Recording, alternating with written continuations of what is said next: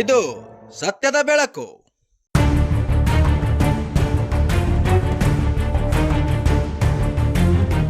ತುಕ್ಕು ಹಿಡಿದು ಹಾಳಾಗುವ ಸ್ಥಿತಿಯಲ್ಲಿ ಸ್ವಚ್ಛತಾ ವಾಹಿನಿ ವಾಹನ.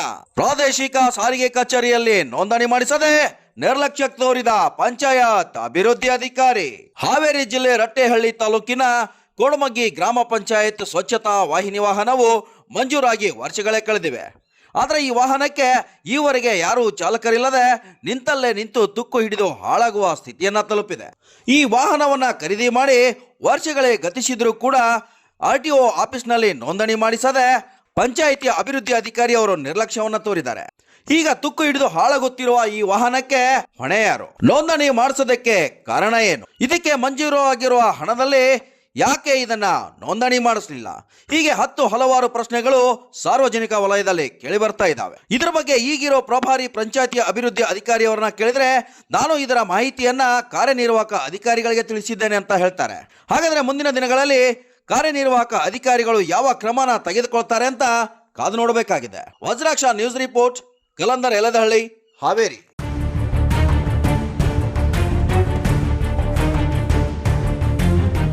ಸರ್ ಹೆಸರು ವಸೀಂ ಗಂಧದ್ ಅಂತ ಹೇಳಿ. ಹಾಂ ಸರ್ ಹುದ್ದೆ?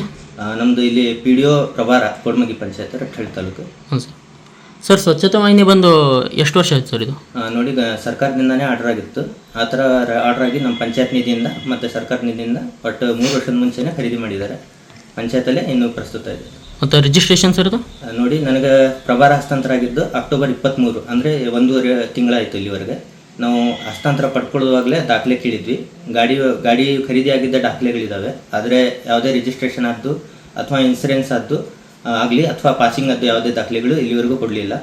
ಪ್ರಭಾರ ನಿರ್ಗಮಿತ PDOರಿಗೆ ಕೇಳುವಾಗ ನಾವು ಮಾಡಿಸ್ಲಿಕ್ಕೆ ಎಲ್ಲ RTO ಆಫೀಸಲ್ಲಿ ಎಲ್ಲ ಪ್ರಕ್ರಿಯೆ ಸ್ಟಾರ್ಟ್ ಮಾಡಿದ್ದೇವೆ, ಅವ್ರು ನಮ್ಗೊಂದು ಡೇಟ್ ಕೊಟ್ಟ ನಂತರ ಮಾಡಿಸ್ತಾರೆ ಅಂತ ಹೇಳಿದರು.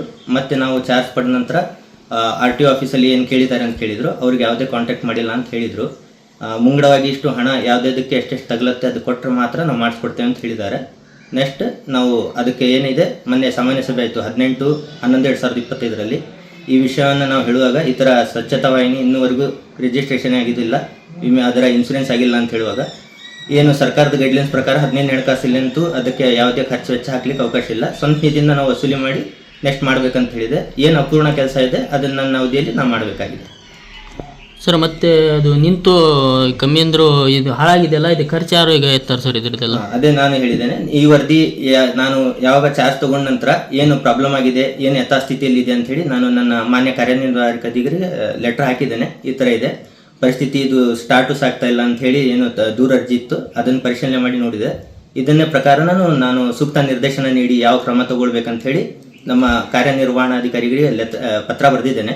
ಅವ್ರು ಏನು ಡೈರೆಕ್ಷನ್ ಕೊಡ್ತಾರೆ ಅದನ್ನು ನೆಕ್ಸ್ಟ್ ಸಾಮಾನ್ಯ ಸಭೆಯಲ್ಲಿ ಇಟ್ಟು ಆಡಳಿತ ಮಂಡಳಿಯ ಅನುಮೋದನೆ ಪಡೆದು ನೆಕ್ಸ್ಟ್ ಕ್ರಮ ತಗೊಳ್ತೇವೆ. ಸರ್ ಅದಕ್ಕೆ ಸಿಬ್ಬಂದಿ ಇದ್ದಾರಾ? ಒಕ್ಕೂಟದವರಿಗೆ ಇನ್ನೂವರೆಗೂ ಹಸ್ತಾಂತರ ಆಗಿಲ್ಲ ಅಂತೆ. ಸರ್ಕಾರ ಏನು ಗೈಡ್ಲೈನ್ಸ್ ಇದೆ, ಒಕ್ಕೂಟದವ್ರ ಮುಖಾಂತರನೇ ಅದನ್ನು ಚಾಲನೆ ಮಾಡಬೇಕು, ಸ್ವಚ್ಛತಾ ಘಟಕನ ಚಾಲನೆ ಮಾಡಬೇಕಂತಿದೆ. ಇನ್ನೂವರೆಗೆ ಅವ್ರಿಗೆ ಯಾವುದೇ ಹ್ಯಾಂಡ್ ಓವರ್ ಕೊಡದೆ ಇರೋದ್ರಿಂದ ಇನ್ನೂವರೆಗೂ ಸಿಬ್ಬಂದಿ ನೇಮಕ ಆಗಿಲ್ಲ ಅಂತಲೇ ಹೇಳ್ಬೋದು. ಮತ್ತು ಇನ್ಸೂರೆನ್ಸ್ ಇಲ್ಲಿವರೆಗೂ ಮಾಡಿಸಲಿಲ್ಲ. ಇನ್ಸೂರೆನ್ಸ್ ಪ್ರತಿ ನಮಗೆ ಇನ್ನೂ ಸಿಕ್ಕಿಲ್ಲ. ಓಕೆ ಸರ್, ತಮ್ಮ ಹೆಸರು? ವಸೀಂ ಗಂಧದ್ ಅಂತ ಹೇಳಿ, ಪ್ರಭಾರ PDO.